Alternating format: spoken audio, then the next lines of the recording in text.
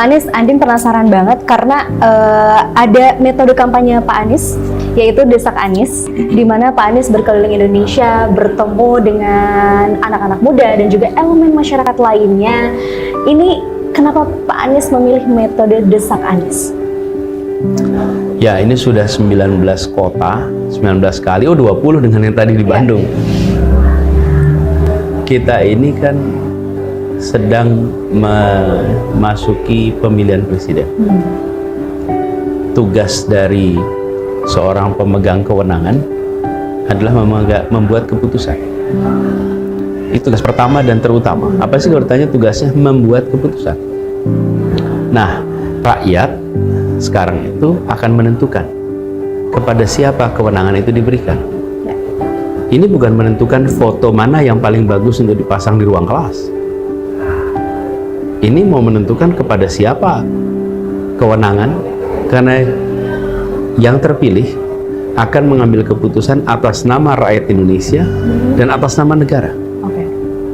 Karena itu, saya merasa perlu untuk menghormati pemilih dengan cara menyampaikan pikiran saya, menyampaikan rekam jejak, menunjukkan cara berpikir, cara mengambil keputusan, nilainya, ideologinya, sehingga rakyat ketika memilih punya informasi. Itu cara saya menghormati rakyat. Kalau saya tidak menghormati rakyat, saya cukup pasang aja baliho semuanya, cukup pasang foto-foto. Biarkan rakyat terpesona dengan foto, biarkan rakyat suka dengan foto. Kita kan nggak memilih foto. Kita ini mau milih orang untuk ambil keputusan. Dan ketika saya menyampaikan apa yang menjadi pikiran saya, maka rakyat akan mendengarkan sambil mencocokkan apakah sama dengan yang aspirasi saya, apakah 100% setuju, apakah 90% setuju, apa 80% setuju. Tapi rakyat bisa menakar seberapa sama yang saya pikirkan, yang saya kerjakan dengan yang diharapkan rakyat. Nah, ruang itu kami buka sebagai cara kami menghormati pemilih, sehingga pemilih tidak nanti di kemudian hari, loh ternyata begini ya, ternyata begitu ya.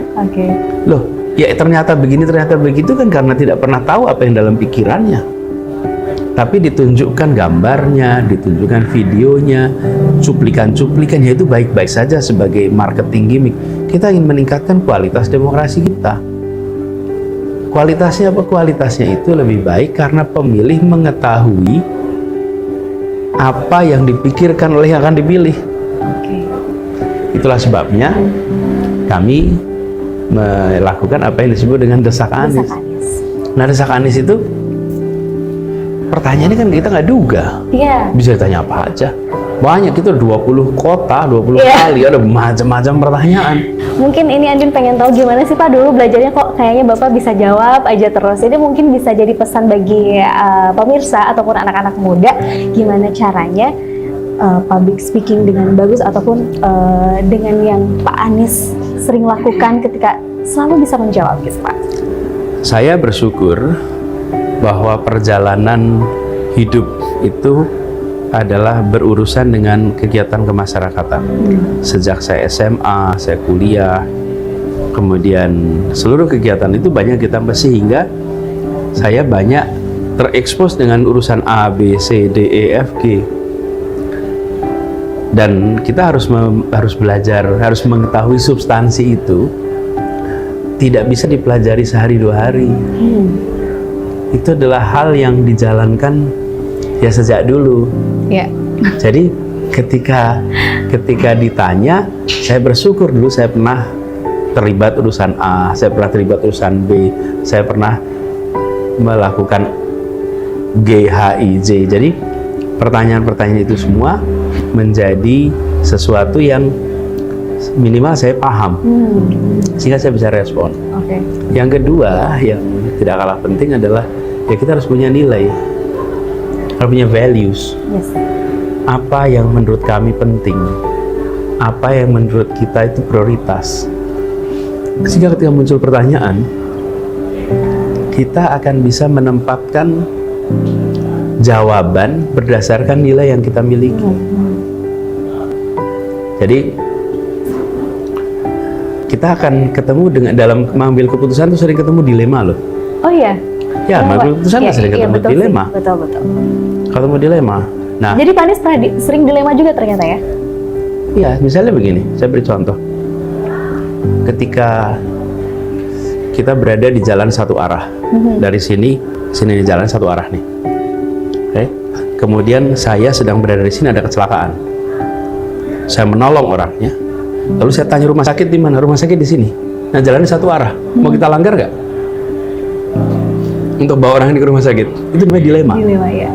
Kalau kita bawa orang ini secepatnya ke rumah sakit, dia bisa tertangani dengan cepat, tapi saya melanggar lalu lintas. Atau saya ikut aturan lalu lintas dan muter jauh, baru sampai ke rumah sakit. Ini contoh nih dilema. Jadi ketika saya terima pertanyaan, di situ saya akan ketemu dengan dilema. Nah, ketika ketemu dilema, yang mana ya? Nah, kalau kita tidak punya nilai, maka kita akan kesulitan menjawab. Ini kalau seperti ini, saya akan katakan, saya akan langgar aturan lalu lintas. Kenapa? Menyelamatkan nyawa lebih prioritas. Karena nilai saya menyelamatkan nyawa itu nomor 1. Tapi kalau saya nggak punya prinsip itu, saya akan bingung nih, gimana ya? Iya. Nah, ini terbentuk lewat apa? Lewat pengalaman. Jam terbang. Lewat pengalaman, ada pengalaman memimpin. Saya bersyukur pengalaman memimpin ketua kelas SD, SMP, ada pengalaman BEM juga OSIS, ya, Pak? ada pengalaman BEM. Jadi kita sering ketemu dengan yang mana yang mau diambil nih. Nah, makin sering kita ketemu dengan dilema, makin mudah kita mengambil keputusan. Makin mudah mengambil keputusan, makin cepat move on dari setiap keputusan. Iya. Nah, itulah sebabnya seperti desak Anies dan lain-lain, itu sesuatu yang saya pun menikmati. Karena sambil kita menjawab, sambil saya belajar, sambil saya merumuskan nilai yang saya miliki. Dan pertanyaan saya tidak bisa duga. Betul. Nah, kalau bagi saya melihat, kalau akan berada di dalam tanggung jawab yang urusannya A sampai Z, di kepemimpinan nasional ini kan urusannya A sampai Z. Z ya. Banyak sekali ya. Ya, otomatis kita harus siap ditanya A, siap ditanya G, siap ditanya Z. Kalau kita tidak mau siap, berarti kita mau ngurus apa nanti? Iya. Betul ya? Betul. Nah, itu cara saya menghormati, dan ini juga kesempatan bagi teman-teman muda, bagi masyarakat untuk mengecek.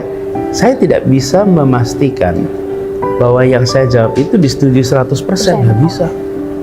Kan ketika saya mengatakan tadi saya menyelamatkan nyawa dulu, barangkali yang orang merasa aturan lalu lintas itu nomor 1 bilang Pak Anies itu melanggar, saya nggak setuju dengan Anda, ya nggak apa-apa. Kalau yang begitu dia nggak akan pilih saya, dia mungkin pilih yang lain, kan dia nggak setuju dengan cara berpikir saya. Tapi paling tidak dia bisa tahu di mana dia setuju, di mana dia tidak setuju. Fair.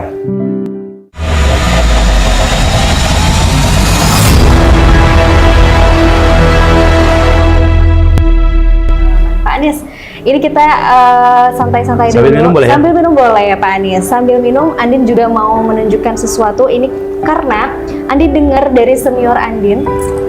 Dulu Pak Anies sempat menjadi pembawa acara di salah satu program TVRI, yaitu namanya Tanah Merdeka. Masih ingat nggak Pak? Iyalah, masih ingat ya. Ini Andin mau kasih sedikit cuplikan ke Apa Pak itu? Anies pada saat Pak Anies menjadi pembawa acara. Wih, ini saya wawancara Ibu Tin Soeharto. Iya. Semua yang di rumah ini ibu saya itu selalu membagi tugas dengan orang lainnya. Jadi ya memang itu tugas saya semuanya itu. Tetapi kalau sudah ditentukan suatu kebijaksanaannya itu tidak harus dilakukan sendiri. Sebagai generasi penerus dan sebagai pemuda harapan bangsa. Sebagai pemuda harapan bangsa, jangan menyia-nyiakan dan menyia-nyiakan waktu dan kesempatan yang ada itu semuanya harus diisi. Setelah dewasa dan mengetahui mengenai dasar undang-undang pandangan hidup bangsa, dasar negara, dan falsafah bangsa itu, Pancasila itu lebih memperkuat keyakinan saya bahwa apa yang saya lakukan itu sesuai dengan Pancasila itu. Dan barangkali ini Bu, untuk supaya tidak bosan, Ibu sendiri barangkali yang mengatur semua yang di rumah ini dan sebagainya. Ya, sebagian besar dibantu dengan kepala rumah tangga tentunya. Tapi sebagian mengenai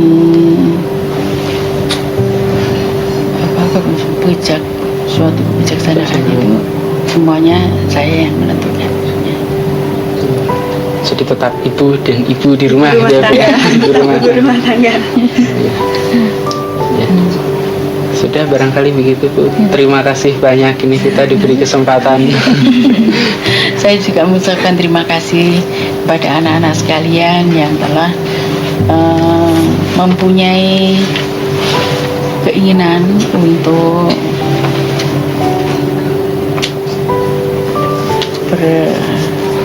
berwawancara dengan saya, menanyakan segala sesuatu.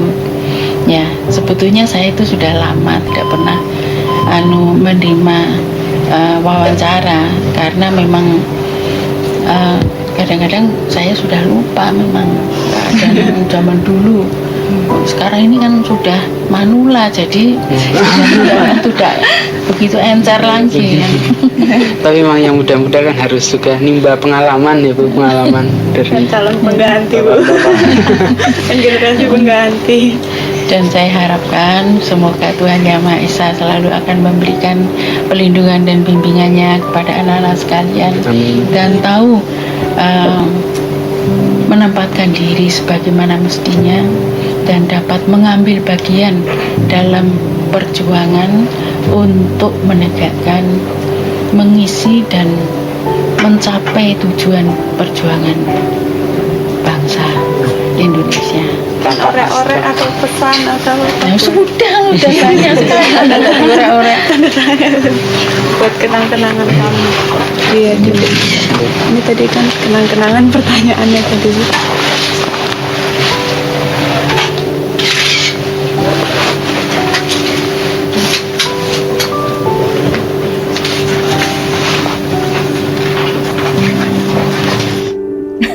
Itu dia. Gimana nih Pak? Masih ingat? Ingat lah. Masih ingat ya? Ingat sekali. Ini gimana nih Pak ceritanya? Dan pada saat itu tuh Bapak masih duduk di bangku SMA ya? Ya, saya SMA kelas 3. Oke, gimana Pak ceritanya kok bisa akhirnya Bapak membawa acara? Ini unik Iya. banget, menarik Pak. Iya. Jadi waktu itu saya pemret SMA kelas 3, Oke. nama program Tanah Merdeka. Tanah Merdeka itu adalah anak-anak SMA yang diseleksi. Ada juga mahasiswa tahun pertama, tahun kedua. Setelah mereka diseleksi, dipilih untuk menjadi, waktu itu namanya Tanah Merdeka, reporter Tanah Merdeka. Nah, kita itu menjadi interviewer, mewawancara tokoh-tokoh. Ya. Kenapa? Karena TVRI waktu itu dipimpin oleh Pak Ishadi.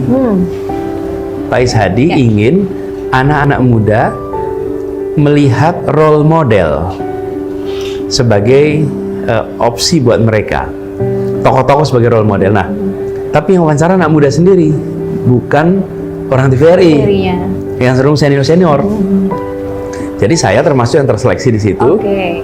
Lalu saya menjadi aktif di sana dan menjadi pemret. Jadi saya mewawancara banyak sekali. Dan saya wawancara Pak Fuad Hasan di ruangan yang kemudian hari saya jadi Mendikbud di ruangan itu. Oh waduh. Saya SMA tuh. Saya ini menarik banget nih pemirsa. Lalu saya wawancara Pak Wiyogo Atmo Darminto di ruang kerjanya, yang kemudian saya jadi Gubernur Jakarta di ruang kerja beliau. Keren. tanpa kita pernah tahu. Iya, betul. Tapi saya wawancara juga dengan Krisye, dengan Taufik Ismail, dengan MH, Eros Jarot, banyak Semua sekali. ya, tokoh-tokoh. Ya seniman, ya budayawan, ya tokoh politik, ya macam-macam. Nah, kemudian cara kami kerja itu berangkat dari Jogja ke Jakarta, pas saat liburan, itu wawancara sebanyak-banyaknya. Terus nanti pakai buat stok. Di stok untuk ditayangkan, kan itu nggak ada batas waktunya. Iya. Nah, waktu itu kami minta wawancara Pak Harto. Karena pada waktu itu kami bilang, Pak Harto itu sama petani ada kolom pencapir. Kenapa nggak boleh sama anak SMA? Nah, tapi kelihatannya waktu itu mereka itu begini, sebelum dikasih Pak Harto, coba Butin dulu. Oke. Nih, wawancara Butin gimana nih? Iya. Kalau Butin oke, nanti baru Pak Harto. Kira-kira gitu loh, bayangan saya. Lalu kemudian kita wawancara Butin. Nah, itu juga unik. Kami menginap di semacam youth hostel gitu. Oke. Di Ancol, disiapin milik DKI waktu itu. Jadi DKI punya asrama, Iya. kami kontak Pak Gubernur Wiyogo, terus sama Pak Wiyogo dikasih tempat di situ. Kami nggak tahu apakah disetujui apa tidak. Kan kita minta wawancara, nggak ada kabar. Toto maghrib, kami dapat kabar dikasih tahu besok wawancara. Lalu diminta masukin pertanyaan malam ini. Dah, kita belum punya pertanyaannya. Terus mereka itu bilang nanti pertanyaannya dikirimkan saja. Jadi saya ke resepsionis di hotel itu, pinjam mesin ketik. Duduk di mesin ketik itu, berdua bertiga, yuk kita tulis pertanyaan buat Butin besok. Tulislah, saya yang ketik pertanyaan itu. Lalu kemudian kita kirim pertanyaannya ke ajudannya gitu. Iya.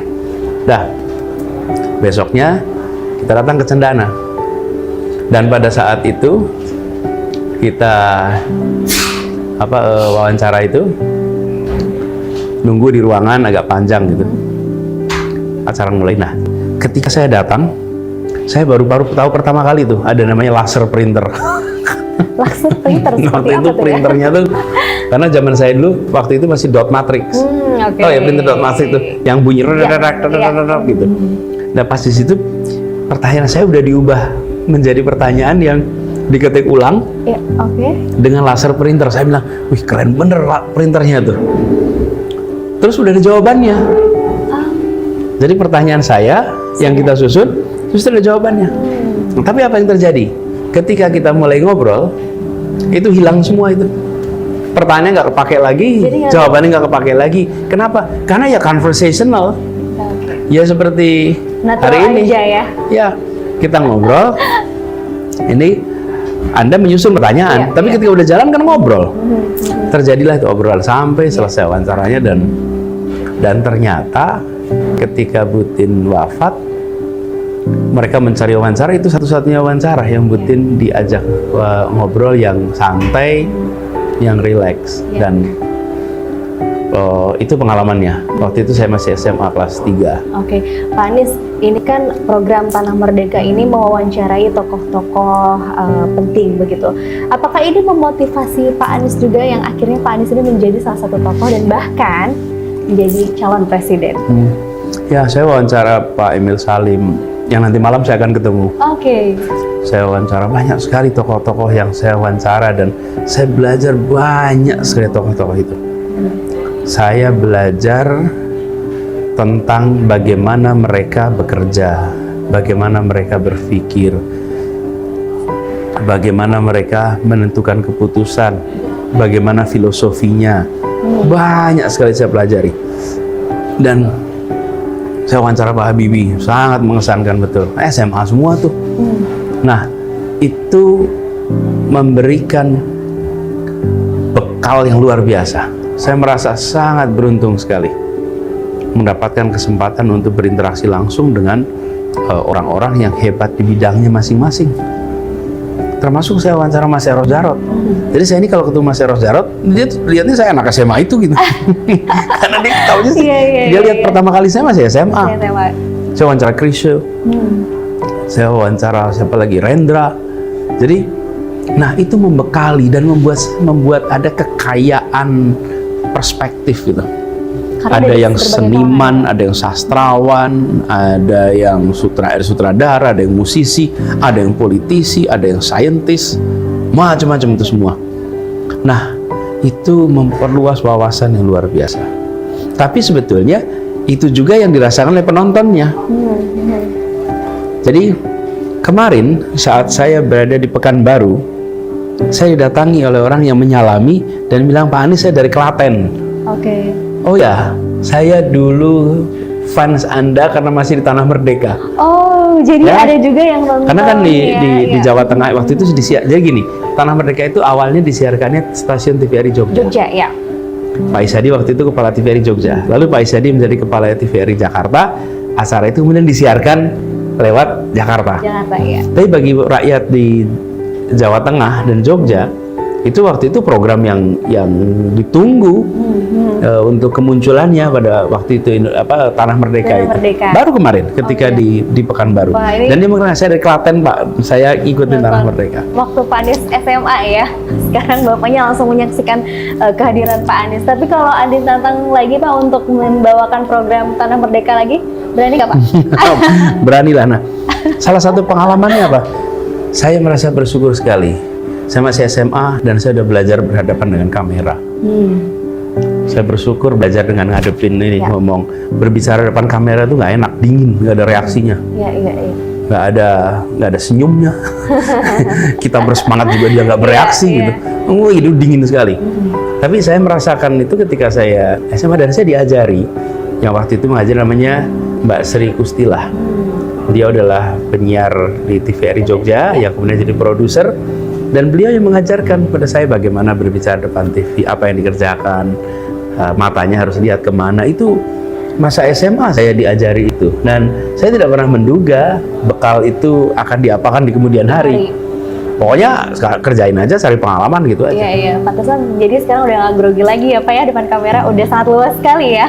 Ya, biasa semuanya sebetulnya kalau sudah dijalanin pasti bisa. Pasti bisa ya. Oke, luar biasa menarik sekali ini cerita Pak Anies dengan TVRI, khususnya TVRI Jogja. Dan tadi Pak Anies bilang berani katanya. Oke, kita tunggu nanti ya Nah, pemirsa. saya malah baru tahu ada rekaman Ya. ini. Mudah-mudahan ada ininya, ada dokumentasi ada, lain. ada. Kita Kalau nanti mudah-mudahan kalau ada, saya ingin sekali dapat. siapa? Betul.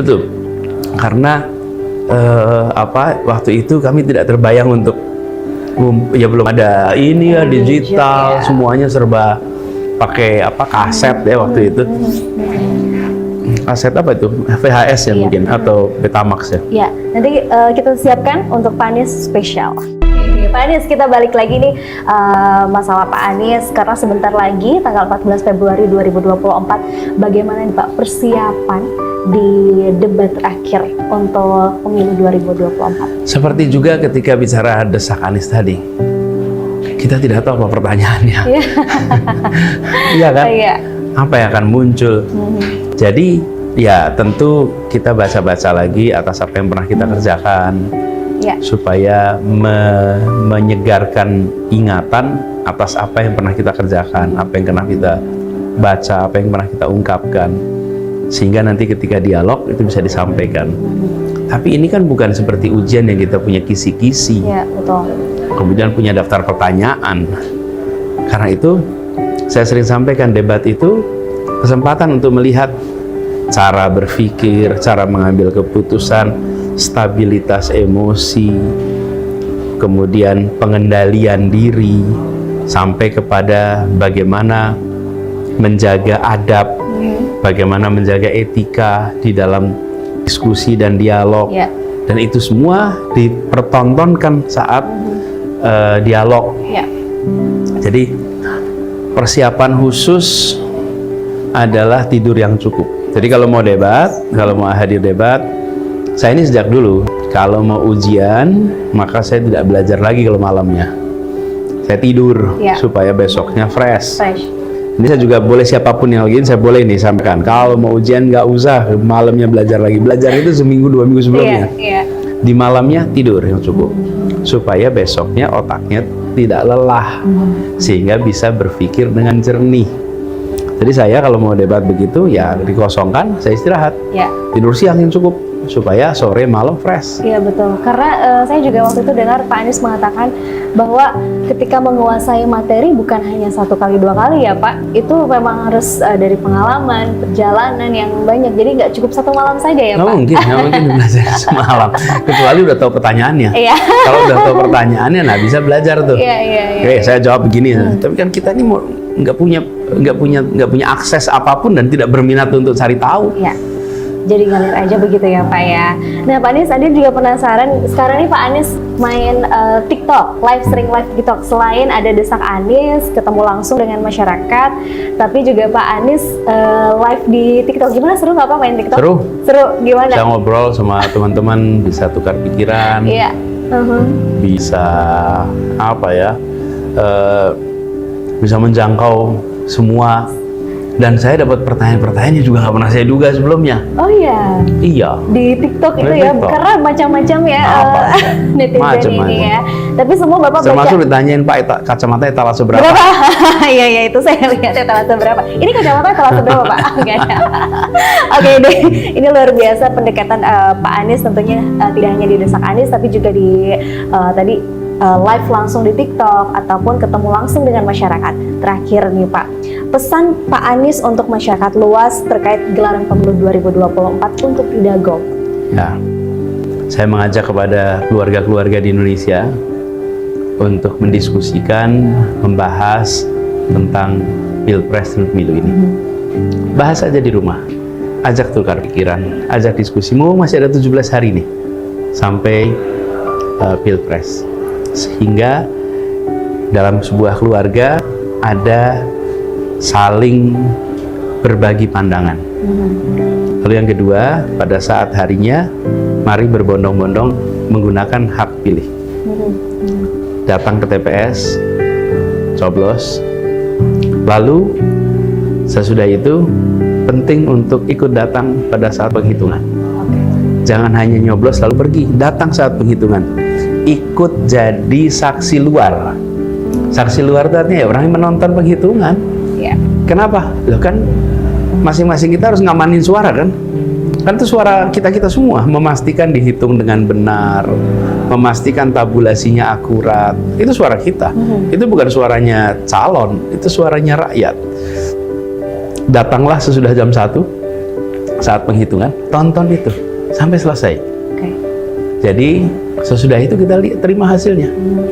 Jadi kita merasa penting bagi rakyat. Nah, kalau kita ikut menentukan, maka kita bisa bilang saya sudah mengambil peran dalam menentukan arah Republik ini.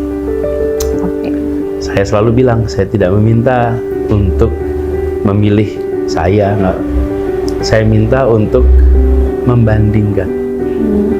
Bandingkan rekam jejaknya, rekam pikirannya, rekam karyanya, rekam prestasinya, lalu pilih mana yang menurut Anda paling tepat.